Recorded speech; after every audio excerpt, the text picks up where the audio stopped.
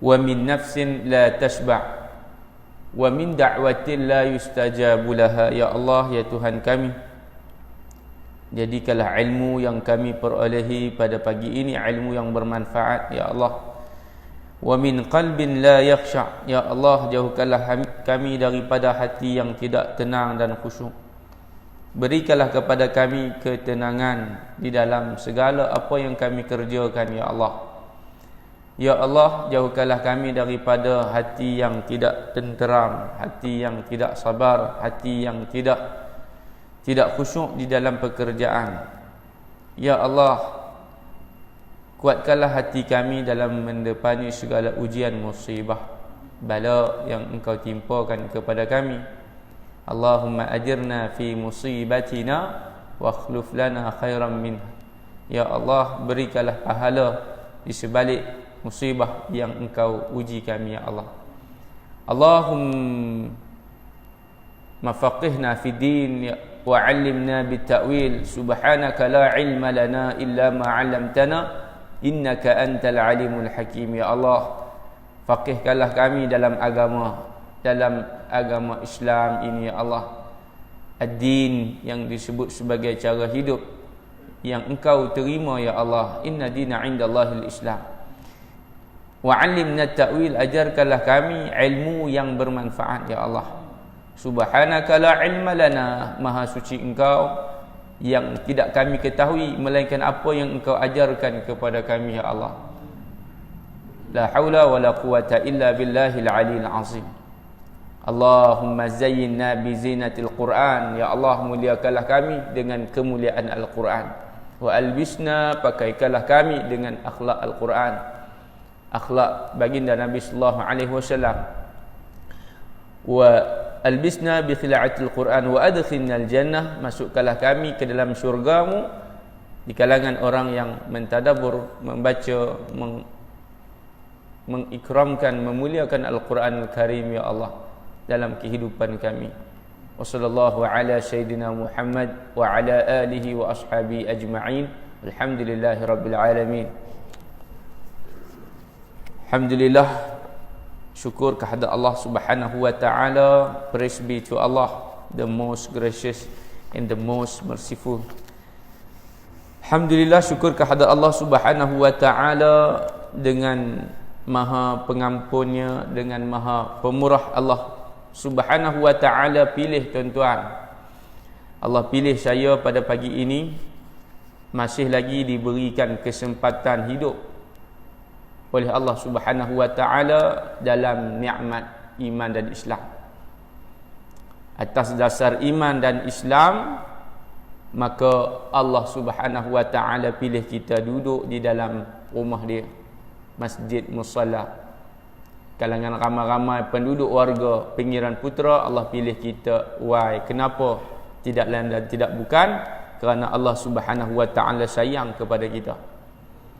Nabi sallallahu alaihi wasallam sebut dalam hadis, Nabi kata, man yuridillah, barang siapa yang Allah Subhanahu wa ta'ala nakkan bagi dia kebaikan, Allah Subhanahu wa ta'ala dengan iradah dia, iradat Allah Subhanahu wa ta'ala, bila Allah berkehendak maka kun fayakun, jadi maka jadilah. Maka dengan itu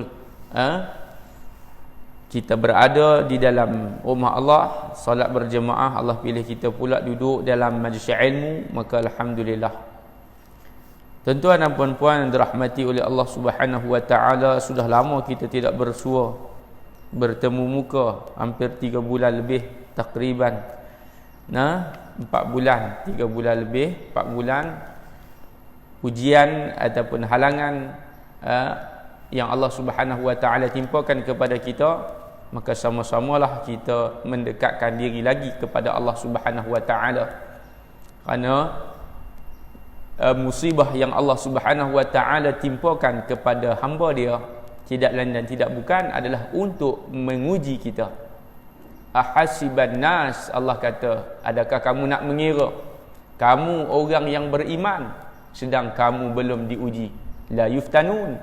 Jadi ujian ini bukan untuk kita semakin jauh dengan Allah Subhanahu wa ta'ala, tapi kena semakin dekat. Masjid kena semakin ramai. Kemudian dengan SOP-nya pun jangan ditinggalkan, kerana di situ adanya peraturan panduan daripada agama dan panduan daripada sesama manusia. Barulah hidup kita sejahtera, tuan-tuan dan puan-puan. Itu sebagai mukaddimahnya pada pagi ini, yang mana kita akan membaca kitab 40 hadis akhir zaman karangan Abu Ali An-Nadawi, Abu Ali Al-Banjari An-Nadawi Al-Maliki, ataupun dikenali dengan Ustaz Ahmad Fahmi Zamzam. Hadis yang kita akan baca pada pagi ini daripada hadis yang ke seterusnya, sambungan. Jadi tuan-tuan, sambungan hadis yang ke berapa? Selalu saya tanya muslimat, mereka lebih tepat sikit. Saya pun tak tahu hadis berapa ni.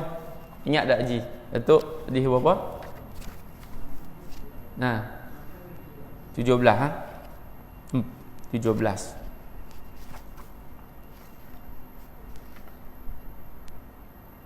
Okey, 17 hadis dia berkaitan dengan harta riba. Riba tuan-tuan, ada di mana-mana. Harta riba ada di mana-mana. Cerita pasal riba ni, Nabi sallallahu alaihi wasallam kata macam dengan debu, gubar. Gubar ni debu. Nabi kata, bila debu ni makna dia, kita duduk di rumah pun kena debu juga, masuk kena tingkap. Makna dia debu ni tak boleh lari. Riba ni bila akhir zaman di mana-mana, everywhere ada riba. Apa makna riba?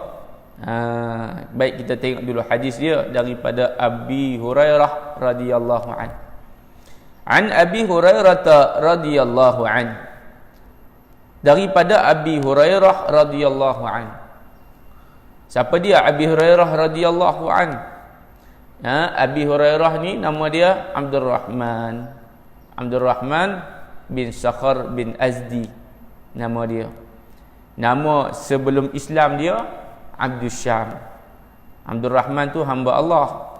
Nama Allah tu walillahil asmaul husna, banyak antaranya Allah. Main tu Allah lah. Maknanya nama-nama yang lain selain pada nama Allah, Ar-Rahman, Ar-Rahim, Al-Malik, Al-Qudus, As-Salamul Mu'min, Al-Muhaimin, Al-Aziz, Al-Jabbar, itu nama Allah Subhanahu Wa Taala. Jadi bila Abdul Syam, makna dia hamba matahari. Bila masuk Islam, nama tu kalau tak cantik kena ubah. Sebab nama tu ada falsafah doa. Nama adalah doa tuan-tuan. Kita panggil anak kita tu nama dia sebab apa? Sebab maksud dia cantik. Sebab tu kita bubuh nama, doa, panggilan. Al-kalamu ad-du'a, kata fuqaha. Kalam itu adalah doa. Sebab tu panggil yang baik-baik. Dan Muhammad, nama dia Muhammad, makna dia apa? Muhammad, yang terpuji. Itu nama Nabi Muhammad, terpuji sesuai dengan akhlak dia. Yang terpuji akhlak dia, kan?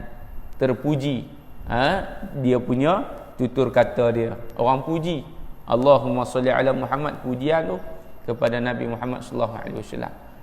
Baik, kemudian nama-nama yang terbaik adalah nama daripada nama Allah.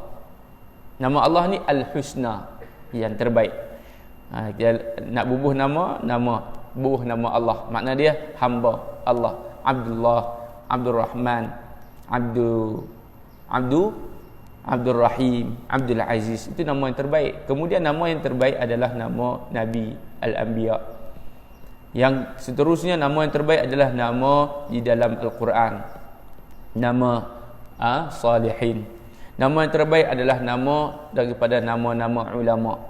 Nama yang terbaik juga adalah nama kita yang ada makna, gitu kan. Nama orang Melayu tapi ada makna dalam bahasa Arab. Ataupun nama yang kita kata nama yang dipanggil walaupun tidak ada makna yang baik tapi tak ada makna yang buruk. Itu pun boleh juga. Tapi itu dia last sekali. Ambil ranking nama-nama Allah. Tentang nama ni Abu Hurairah radhiyallahu an, nama dia adalah Abdurrahman. Dalam IC dia setelah dia masuk Islam, Abdurrahman bin Sakhar bin Azdi. Baik. Abi Hurairah radhiyallahu an adalah sahabat yang paling banyak meriwayatkan hadis. Sebab tu kalau baca hadis ya, Abi Hurairah. Nama dia ni cukup banyak ranking, tuan-tuan. Dia dikenali sebagai apa? Orang yang duduk di masjid. Dia panggil ahli sufah. Ahli sufah ni, sufah, ahli tu membership. Dia dapat membership yang tempat sufah. Sufah ni satu tempat di belakang masjid Nabi sallallahu alaihi wasallam. Makna selalu lepak di masjid lah, ngaji, baca Quran. Dia menghafal Al-Quran. Dia sahabat yang masuk Islam setelah Nabi berhijrah. Lewat tapi banyak hafal Quran. Makna dia dalam kehidupan ni walaupun lambat mula, tapi kalau dia laju dia boleh potong orang lain.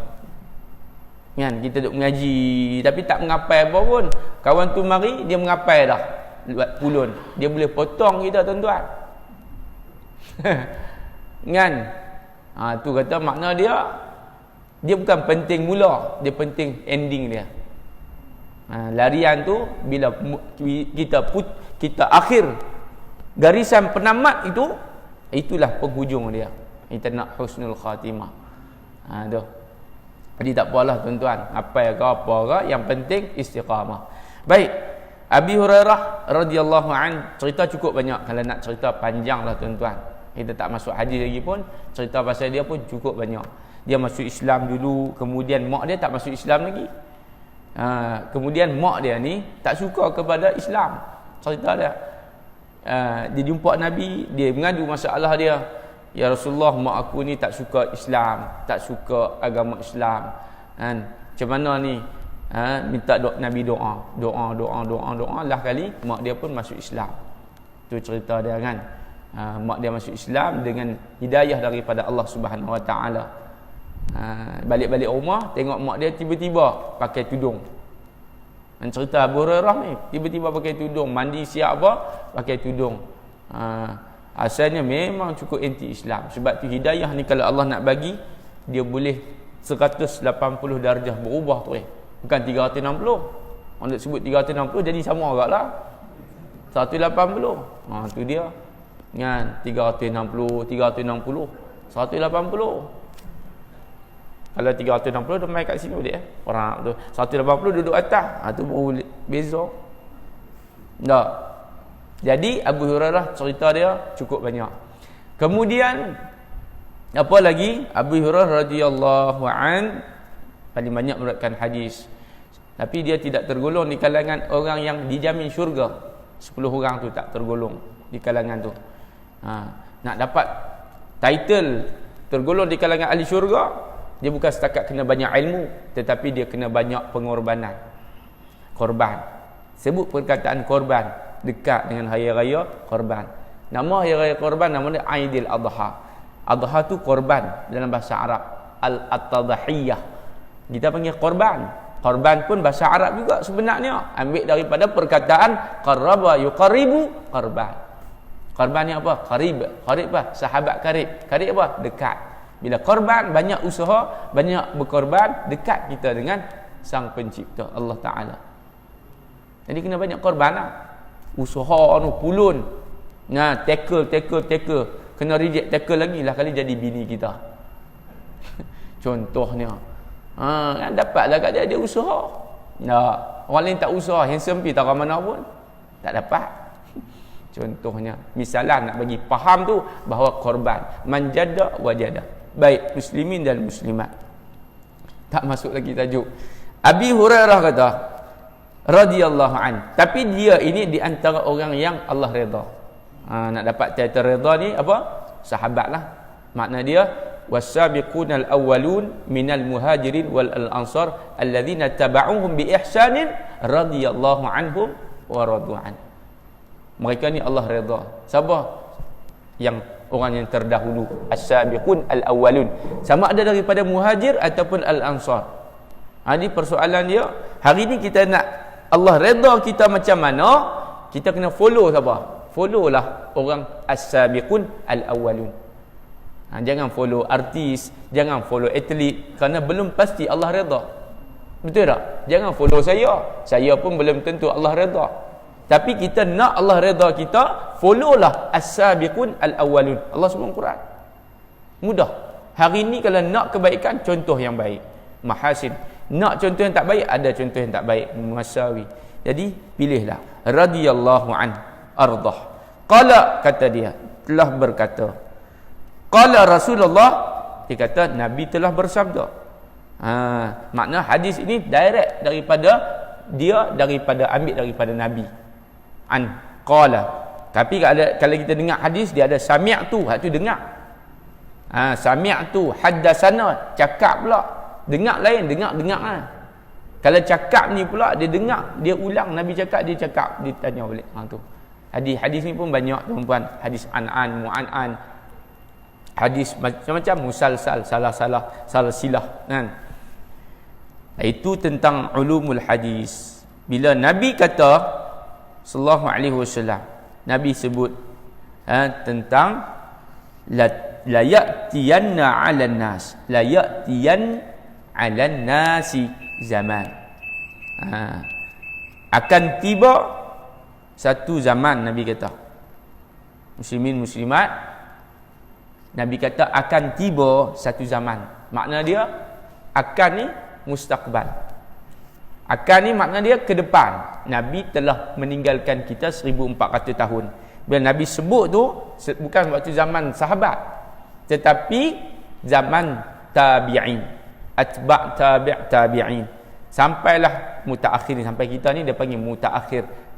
Akhir dah, dekat dah dengan kiamat. Bila dekat dengan kiamat, maka tanda kiamat ini akan mari satu zaman tidak ada seorang.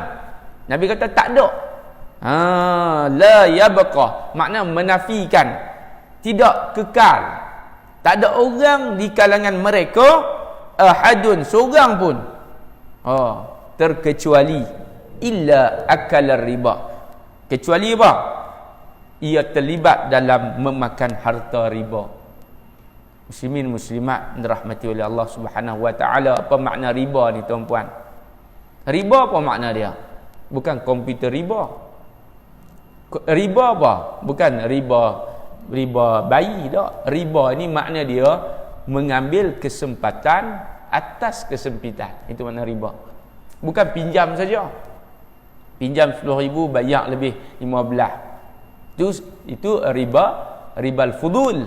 Riba nasiah pula. Dia pinjam, kemudian apa lagi? Dia ada interest, kemudian lupa, tambah lagi pula. Makna dia banyak. Riba ni senang cerita, ambil kesempatan atas kesempitan. Dengan syarat dia, dengan term dia, ada gharar dia, ada istighlal dia, menggunakan orang tu. Kalau kerja kita majikan, kita perah kau-kau pekerja kita, employee kita, as a employer, employee kita kau-kau, tiba-tiba kita tak bayar gaji dia. Itu juga kata ulama riba. Mengambil kesempatan, dia kerja teruk-teruk tapi tak dibayar dengan sepatutnya. Contoh saya buat. Ataupun riba hak paling mudah, dia tak ada duit, dia nak pinjam, kemudian kita kata kat dia, hang lambat bayar, hang kena. Itu pun riba juga. Hatta riba ni tuan-tuan, senang cerita, benda yang zalim. Dia berkait dengan duit, fulus, dengan muamalat. Baik, itu makna riba. Jadi makan harta riba ni, hari ni Nabi kata, hari ni payah nak cari orang tak buat zalim kat orang. Gitu. Betul tak? Hatta dia kalau ustaz pun, atas kepala dia kopiah, tapi dia niat tu dia ada nak buat zalim ke orang. Nabi kata tak ada seorang pun terlepas. Jadi kita ni, kita faham akhir zaman ni gelumang dengan dosa. Bukan makna nak kata neraka semua tak, tetapi nak suruh kita ini kena banyak istighfar. Astaghfirullahalazim. Tak lari tuan-tuan dengan apa? Dengan yang kata dosa ni tak boleh lari dah. Dengan Allahu akbar. Dalam riba dalam bentuk Facebook pun ada juga. Tidak? Kan? Viral. Itu dalam bentuk muamalat dengan manusia yang berbentuk riba, zalim ke orang. Benda tu tak tahu betul ke tidak, kita pun viral, kita pun expose benda tu, tiba-tiba dia tak buat pun benda tu. Itu juga bermakna zalim. Dalam kategori yang kita sebut bahawa apa? Makan riba, harta tu lagi-lagilah ditegah oleh Islam. Wa ahallallahu al-bai', Allah kata dihalalkan, aku bagi kepada kamu jual beli. Tapi yang tak boleh, Allah Subhanahu wa taala larang kita makan riba. Makan riba. Tuan-tuan dan puan-puan, riba ni haram belaka. Yang halal riba satu lah. Makan nasi atas riba bini, itu halal. Tak sungguh ni dalam kitab kuning kata. Sunat pula tu. Sunat. Sebab Nabi dia makan nasi, dia ada satu hari tu dia duduk atas paha bini dia, duduk manja atas paha Aisyah radhiyallahu anha. Sebab Aisyah ni dia manja. Nabi pergi mana pun satgi dia ikut. Dia duduk rabat atas belakang Nabi. Tuan-tuan, masya-Allah. Jadi kalau kita nak buat macam tu, kita tengok beliklah keberatan kita dengan bini kita. Makna dia kalau bini tu halui, jangan duk rabat juga. Sampai kat 100 kilo patah lah dia punya paha dia. Masya-Allah, Nabi ni dia jaga makan. Jaga makan. Hari ni kita jaga makan ke? Jaga-jaga makan. Sebab tu kena jaga makan, tuan-puan. Masya-Allah. Bagi dia tak boleh serius sangat kuliah, santai macam tu lah. Bismillah. Baik. Faman lam yakul, kalau dia tak memakannya secara langsung, kalau dia tak makan, Nabi kata kalau dia tak makan secara langsung, asabahu min ghubar, ia akan terkena juga debu-debu dia. Allahu akbar. Anak kita yang tak salah, tuan-puan, kena juga. Anak-anak pun kena juga dengan tempias. Budak-budak pun kena, contohnya. Allahu akbar. Banyak unsur-unsur riba di sekolah rendah, tuan-puan. Tidak? Tengok tak kadang-kadang game anak-anak kita duk main. Ayah dah lupa dah, tuan-puan. Macam mana tau, tapi adalah jenis dia style macam mana hang, dia macam mana tau, saya tak ingat dah. Tapi ada permainan. Hak jenis lawak-lawak ni pun ada, lawak-lawak nikah. Aku nikahkan hang dengan kawan dia. Suka dia nak nikahkan. Kan dalam ni kan. Jadi budak-budak tu kita kata tak apa lagi lah kan. Tapi benda ni telah pun kita nampak di-educate, diajarkan. Dia jadi macam benda tu dia macam trend. Sepatutnya itulah kita kena ubah, tuan-puan. Kan? Hari ni is about educate. Macam mana kita nak educate generasi-generasi ni supaya getting better, even better, lebih baik daripada kita. Generasi ini kalau boleh kita nak lebih baik pada kita. Tapi bila kita tengok balik, betulkah begitu? Hari ini remaja worse lagi pula tengok dengan cara dia orang ni, kehidupan dia orang dan sebagainya. Subhanallah, itu adalah satu kerisauan, tuan-puan. Keterangan dia daripada Nabi sallallahu alaihi wasallam sangat jelas terjadi di hadapan mata kita pada hari ini dengan banyaknya bank-bank. Sebut pasal riba, tak lari dah. Nampaklah bank bah. Bank-bank konvensional. Nampak bank terus lah. Kan? Yang melaksanakan sistem riba di seluruh pelusuk tanah air. Ini dikata dia. Cukup. Satu lah dia punya point dia. Jadi, orang yang kerja bank ni, dia kerja bank ni, dia ada entitled, ada hak. Polisi tu dia kena buat bagi cantik. Polisi kena buat bagi cantik sebab dia fasalu ahla dzikr. Dia duduk dalam bidang tu, dia tahu agama, maka dia kena buat bagi elok. Sebab nanti kalau dia buat tak elok, nanti dia yang kena dulu. Kan? Jadi kena cari yang halal lah. Cari produk Muslim, cari Islamik tu, kan? Yang tu adalah kewajipan. Mencari yang halal adalah wajib. Kita kerja juga adalah ibadah, tuan-puan. Bukan semayang saja, ibadah. Bahkan dalam muamalat kita pun ada ibadah. Setiap wang ringgit kita barulah berkat kehidupan kita. Kan? Masya-Allah, bukan kita nak duit semata-mata dunia, tapi kita nak keberkatan akhirat. Yang mana ia menjadi saham kita pada hari akhirat nanti. Alhaakumut takatsur, Allah kata, mereka-mereka yang apa? Memperbanyak-banyakkan. Tuan-puan, banyak ni, banyak kumpul sana. Hatta zurtumul maqabir, sampai satu ketika masuk kubur habis. Akhir ayat tu, surah tu Allah Subhanahu wa taala cerita, summa latus'alunna yauma idzin 'anil na'im. Semua akan ditanya. Semua akan ditanya. Sebab itu sebagai muslim, sebagai orang Islam, agama mengajak kepada kita untuk kita mencari yang kualiti daripada kuantiti. Macam mana nak cari yang kualiti? Yang Islam lah. Inna dina 'indallahil Islam. Cari yang halal. Kalau nak beli rumah, gunakan instrumen apa? Islamik. Kan? Apa lagi? Baik bisaman ajil, musyarakah mutanaqisah dan sebagainya. Gunakan yang dia. Ada option. Carilah bank Islam.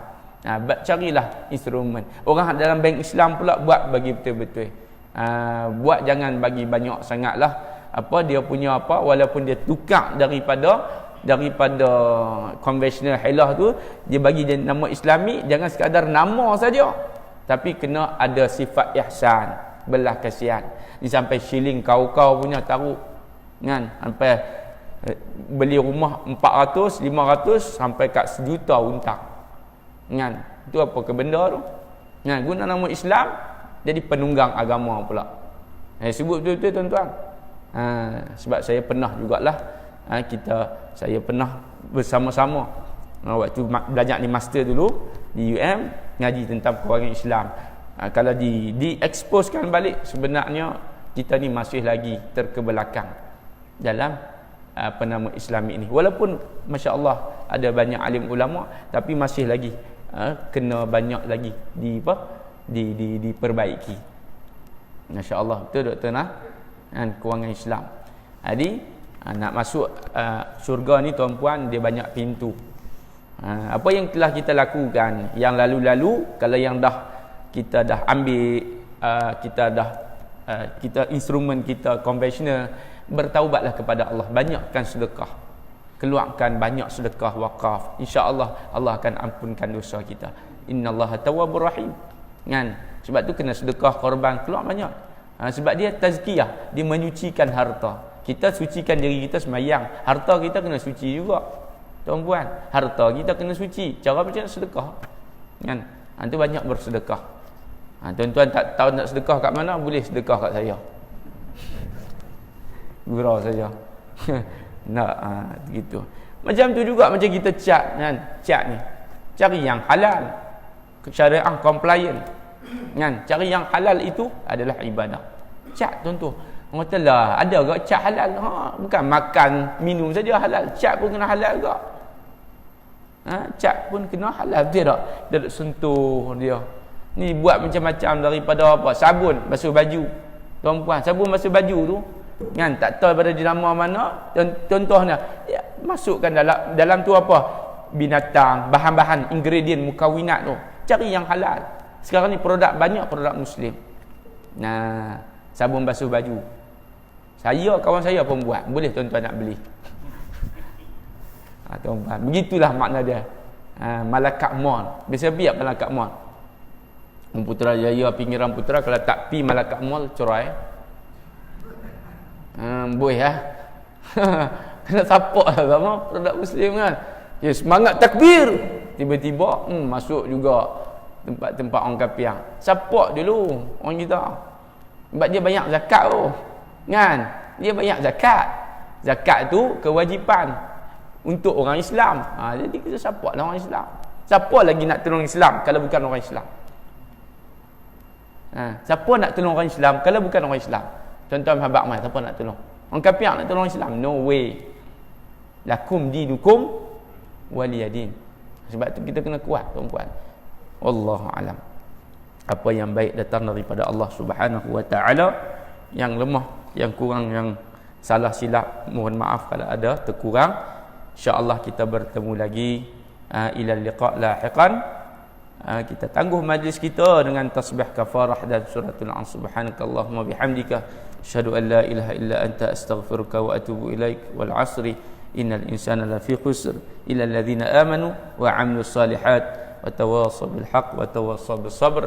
Bismillahirrahmanirrahim. Alhamdulillahirabbil alamin wassalatu wassalamu ala sayyidil mursalin wa ala alihi wa ashabihi ajma'in. Allahumma inna na'udzubika min ilmin la yanfa'. Ya Allah, ya Tuhan kami, jadikanlah ilmu kami yang kami perolehi, ilmu yang Engkau ajarkan kepada kami, manfaatlah ia ya Allah. Jadilah ilmu yang bermanfaat. Hati kami hati yang tenang dan khusyuk ya Allah. Berikanlah kepada kami kesabaran dalam segala ujian yang Engkau timpakan kepada kami ya Allah. Sejahterakanlah, sihatkanlah hidup kami ya Allah, tubuh badan kami, panjangkanlah usia kami dalam ketaatan. Ampunkanlah dosa ibu ayah kami ya Allah. Ya Allah, matikanlah kami dalam keadaan husnul khatimah. Wa sallallahu ala sayyidina Muhammad wa ala alihi wa ashabihi ajma'in. Walhamdulillahi rabbil alamin. Qabbalallahu minkum. Assalamualaikum warahmatullahi wabarakatuh. Terima kasih semua.